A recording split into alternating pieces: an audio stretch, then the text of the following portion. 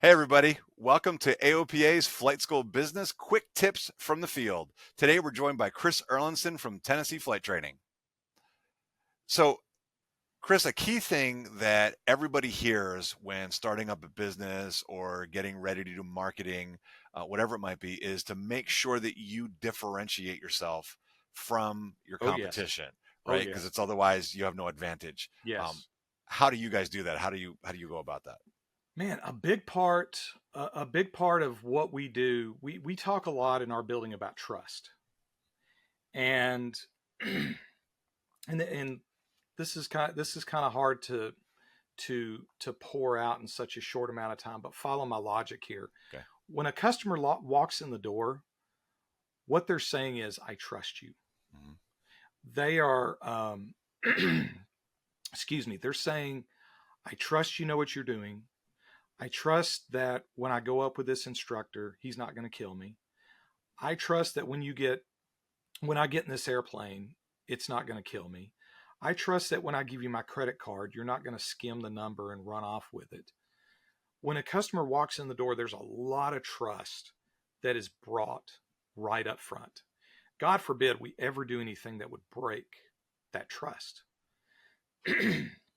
So for us, and the way that we operate is we talk a lot about uh, don't ever do anything that would shake up the trust of the customer. Don't ever do anything that would break that trust that the customers put into you. And unfortunately, over the years, I've had to let people go Mm. because it's a sad part of being a business owner. Sometimes you got to purge. Sometimes you got to trim. And the ones that I trimmed, it was for trust issues, where the customer couldn't trust him, therefore I couldn't trust him, therefore you can't be here. So for us, it's very much a business built and operating on integrity and on trust. And and I'm not saying that I have a unique business model, Right.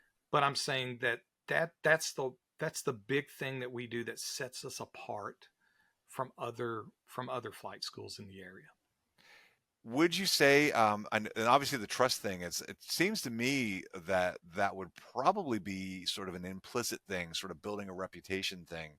Um, is that something that you also market, or is there something else that you use to market to folks that maybe don't know your reputation yet, and that are coming that you also use to differentiate?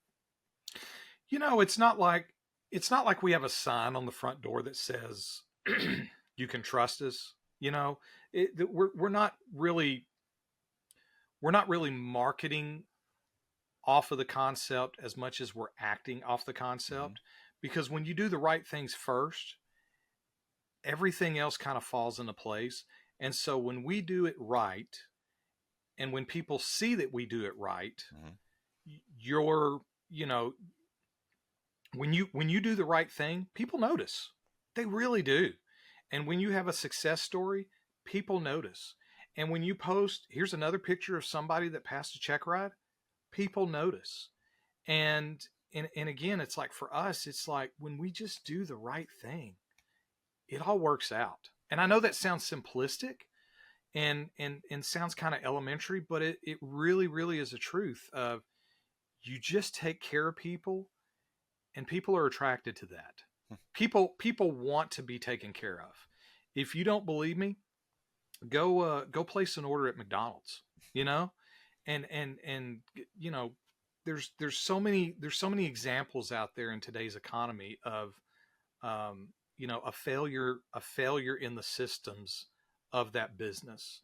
But again, when you do the right things first, it all works out. It all works out the right way. Fair enough. People And I get you. And it really comes down to, I think that in your example for that part of it, it comes back to the people, I guess, right? Because I know for me, you can go to the same whatever chain it might be, and it is a huge. You can tell where there's good management, where there's good people, and you can Yes, go to the exact same chain, a different location, and have the completely opposite experience. And you can correct. probably tie it's again to the people, right? It's people. It's people. And when people do the right thing and gain that trust, I mean, that trust is earned. It really, really is earned. And understanding, the sales cycle too. Here's something else that's fascinating to us.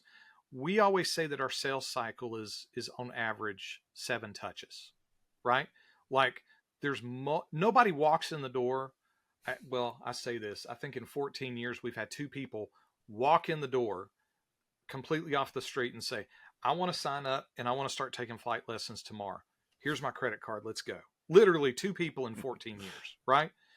And everybody else walks through a sales cycle where there's 7 touches, there's multiple conversations, there's multiple emails, many times there's multiple visits where they're walking in the door and they want to talk this out and they want to flush this out because what's somebody's most expensive expenditure? It's their house. Second most expensive expenditure, their car. Mm-hmm. And here we are, we're asking them to do something that's in between the price of buying a house and buying a car. It's going to take a lot of trust to get to work with that, to help that customer understand, no, we really do know what we're doing. And this is who we are. We'll be honest with you. We'll tell you when we mess up. And if you'll work with us, we'll get you across the finish line. So it's a lot of effort to build trust with people. And just to clarify on the statement you made between the car and the house, I'm assuming you're talking about those folks that are professional students that are going for a whole bunch of ratings that gets into that range. Absolutely. And that's 98% of our clientele. Yeah. Yeah.